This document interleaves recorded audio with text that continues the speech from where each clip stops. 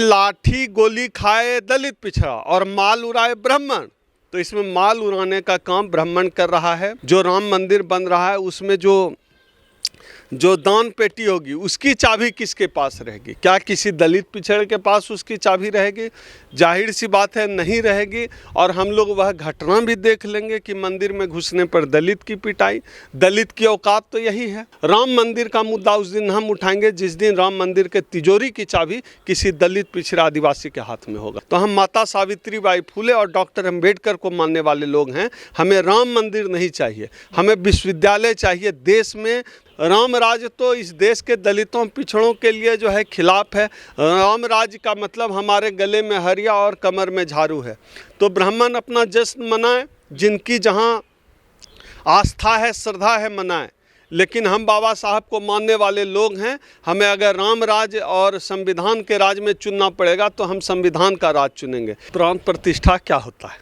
मतलब मूर्ति में जान फूका जाएगा। तो इसके घर में जब लोग, इन ब्राह्मणों के घर में लोग जब इसका माँ बाप मर जाता होगा तो काहे न प्राण प्रतिष्ठा कर देता है? तो नकली बात है। और दूसरी बात यह है कि जय जयकार टीवी में सवर्ण कर रहे हैं। ये सवर्णों की जय जयकार है, ब्राह्मणों की जय जयकार है। मैं तो यह सवाल पूछता हूँ कि यह जो राम मंदिर बन रहा है, मैं किसी की आस्था पर मेरा कोई सवाल नहीं है, लेकिन मैं अपने समाज के लोगों को, SC ST OBC समाज के लोगों से पूछना चाहता हूँ, इसमें आपको क्या मिल रहा है? घंटा भी नहीं बजा पाएंगे।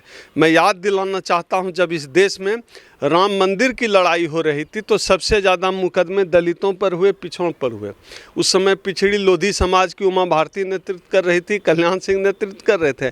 लाठियां खाई, विनय कटियार थे, लाठियां खाई, गोलियां खाई, जेलों में गए, मारे गए, उम्र खप गई, लेकिन उनको मिला क्या? कुछ नहीं मिला। मिल किसको रहा है? ब्राह्मणों को मिल रहा है। आप देखिए, जब राम मंदिर का जो है राम मंदिर ट्रस्ट बना, राम मंदिर न्यास ट्रस्ट जब बना, तो सबसे अधिक दलित पिछड़े ने लाठी गोली खाई, जेल गए। कितने पिछड़े हैं राम मंदिर न्यास ट्रस्ट में? एक भी नहीं, एक भी पिछड़ा नहीं है। तो बड़ा दिलचस्प है भाई, जो राम मंदिर को बनाने के लिए जिन्होंने आंदोलन किया, राम मंदिर को बनाने के लिए जिसने लाठी गोली खाई, उनका कहीं कोई पता नहीं है। उमा भारती को का कहीं कोई पता नहीं है, विनय कटियार का कहीं कोई पता नहीं है। क्यों? क्योंकि ये लोग OBC हैं, इसलिए। अब मैं एक उदाहरण पे, राम राज की बात हो रही है कि राम राज आ रहा है 22 जनवरी से, तो राम राज की बात करता हूँ। त्रेता जो एक कथा है, उसमें जो है शंभूक तपस्या कर रहे थे, शूद्र थे, OBC थे, तपस्या कर रहे थे, तो राम का सिंहासन हिल गया। ये मेरी कहानी नहीं है, रामायण की कहानी है। राम का सिंहासन हिल गया। पूछा गया कि क्या हुआ भैया? तो बोला क्या कि जो है एक शूद्र तपस्या कर रहा है शंभू। राम गए, उसका वध कर दिया, तो राम जी का सिंहासन हिलना बंद हो गया। तो राम राज यही है कि दलित पिछड़ा जो है तपस्या मतलब ज्ञान अर्जित नहीं कर सकता है। तो आज की तारीख में भी देश को लगभग 500,000 साल पीछे ये लेकर चले आए हैं, जहां मान कर चलिए कि मनुवाद लौट रहा है। पहले के ज़माने में शंभूक का गला काटा जाता था, एकलव्य का अंगूठा काटा जाता था। आज की तारीख में रोहित वेमुला की सांस्थानिक हत्या हो रही है। ऋतु सिंह और लक्ष्मण यादव को विश्वविद्यालय से उठाकर फेंक दिया जा रहा है। मुथु कृष्णा की जो है JNU में सुसाइड करना पड़ रहा है। आज की तारीख में तो राम राज सही मायने में लौट रहा है। तो राम राज लौट रहा है, तो राम राज लौटे तो स्वागत करे ब्राह्मण। हम क्यों स्वागत करेंगे? क्योंकि यही मनुस्मृति का दौर था, मनुस्मृति था, मनुराज था। जब IPC की धारा थी तो कहते थे कि एक ही अपराध के लिए ब्राह्मणों के लिए अलग सज़ा, शूद्रों के लिए अलग सज़ा। तो वही राज आ रहा है, ब्राह्मणों के लिए अलग सज़ा, शूद्रों के लिए अलग सज़ा। वो हम देख भी रहे हैं कि इसी तरह से जो है न्यायपालिका का भी काम चल रहा है, प्रशासन भी उसी तरह से काम कर रहा है। पिछले 2 दिनों में दिल्ली विश्वविद्यालय में देखिए, ऋतु सिंह को प्रोटेस्ट से हटाया गया, उसके बाद उसको शुद्ध किया जा रहा है, धोया जा रहा है। मुझे नहीं लगता कि आधुनिक भारत के इतिहास में ऐसा हुआ होगा दिल्ली विश्वविद्यालय में कि कोई प्रोटेस्ट करने वाला उस जगह से हटाया गया हो तो वहाँ शुद्ध किया गया है। एक दलित लड़की प्रोटेस्ट कर रही है तो वहाँ शुद्ध किया जा रहा है। तो हमारे लिए, इस देश के दलितों, पिछड़ों, बहुजनों के लिए बुनियादी सवाल यह है कि हमारे लिए कितने विश्वविद्यालय खुले, क्योंकि हमारी ज़िंदगी में अगर बदलाव आ सकता है तो बाबा साहब डॉक्टर अंबेडकर कहते हैं कलम से बदलाव आ सकता है। हमारी माता सावित्रीबाई फुले कहती है कि शिक्षा से ही जो है तमाम हमारे मुक्ति के द्वार खुलेंगे। तमाम देश के तमाम राज्यों में, तमाम जिलों में JNU जैसा विश्वविद्यालय होना चाहिए। हमें राजीव गांधी ने जो सपना देखा था, जो तमाम जिलों में, मैं खुद नवोदय विद्यालय का विद्यार्थी हूँ, तो राजीव गांधी नवोदय विद्यालय पूरे देश में जो है जिलों में स्थापना की थी, उसमें हम जैसे बच्चे पढ़कर आए।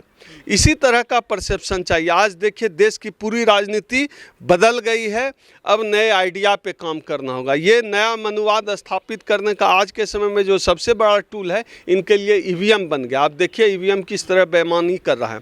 सैम पित्रोदा जो दुनिया के बहुत बड़े अर्थशास्त्री हैं, उन्होंने पूरा बाकायदे इसके खिलाफ मुहिम छेड़ी हुई है, EVM के खिलाफ मुहिम छेड़ी हुई है। और EVM की बेईमानी को पॉइंट वाइज सैम पित्रोदा गिना रहे हैं।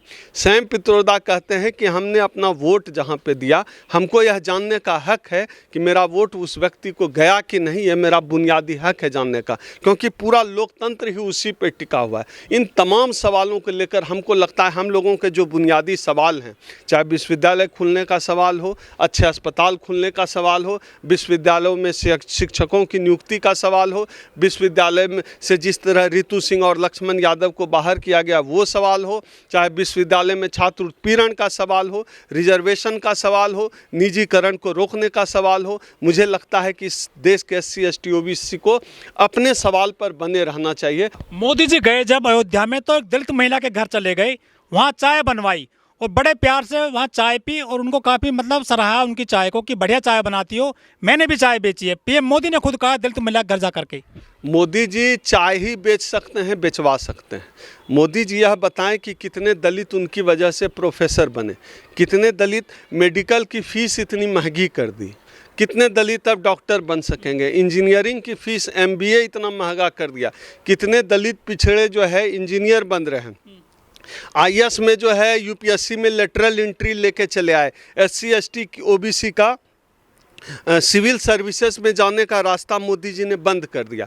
तो हमें चाय पीने पिलाने में मोदी जी कोई यकीन नहीं है। और भिखमंगे की तरह लोग हमारे घर में, मैं मोदी जी के लिए नहीं बोल रहा हूँ, मैं तमाम नेताओं से बोल रहा हूँ कि भिखमंगे की तरह हमारे घर में आके खाना मत खाओ, अपने घर में खाना खिलाओ। अगर चाय ही पिलाना है, खाना ही खिलाना है, अपने घर में बुलाओ, अपने घर में खिलाओ, तब माने। हमारे घर में क्या आ जाते हो यार, हम तो मेहनत से कमाते हैं, हम गाय दूधते हैं, हम मजदूरी करते हैं, हम जानवर की खाल उतारते हैं, हम पसीना चुआते हैं, हम खेत में काम करते हैं, तब हम 2 रोटी कमाते हैं, दूध लाते हैं मेहनत से।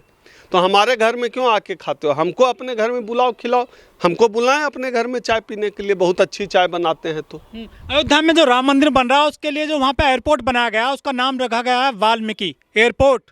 ये बढ़िया काम किया है, वाल्मीकि के नाम पे एयरपोर्ट बना दिया है। वाल्मीकि एयरपोर्ट बना देंगे, लेकिन वाल्मीकि समाज का व्यक्ति विश्वविद्यालय तक न पहुंच सके, इसकी भी तैयारी है। वाल्मीकि एयरपोर्ट बना देंगे, लेकिन कोई वाल्मीकि दिल्ली विश्वविद्यालय में JNU में प्रोफेसर बन जाए, उसके रास्ते बंद कर देंगे। वाल्मीकि के नाम पे एयरपोर्ट बनाएंगे, लेकिन वाल्मीकि समाज का आरक्षण खा जाएंगे, वाल्मीकि समाज की भागीदारी खा जाएंगे, तो वाल्मीकि समाज के हाथ में झाड़ू पकड़ा देंगे। तो ये लोग, इस समाज को भी यह समझ लेना चाहिए कि आपके हाथ में कलम कौन पकड़ा रहा है, झाड़ू कौन पकड़ा रहा है। इस देश में कलम आपको बाबा साहब का संविधान पकड़ा रहा है, बाबा साहब के विचार से आप आगे बढ़ सकते हैं। इसलिए वाल्मीकि समाज के मेरे भाइयों, कलम की ओर ध्यान रखिए, संविधान की ओर ध्यान रखिए, अपने हक अधिकार को पहचानना पड़ेगा। यहाँ आपको घंटा बजाने भी नहीं मिलेगा। 22 तारीख को दिवाली मनेगी देश में, फिर से राम मंदिर का उद्घाटन हो रहा है, रामलला विराजे जा रहे हैं, प्राण प्रतिष्ठा हो जाएगी, पूरे देश में राम की जय जयकार हो रही है। रेल में, बस में, सभी चौराहों पर बड़े बड़े पोस्टर, बैनर लगा दिए गए हैं राम के और हनुमान के और मोदी जी के, योगी जी के। हमारी दिवाली 14 अप्रैल को मनती है। 14 अप्रैल, बाबा साहब वह व्यक्ति थे, मेरे दादा भैंस चराते थे और बाबा साहब की वजह से मेरी ज़िंदगी बदल गई।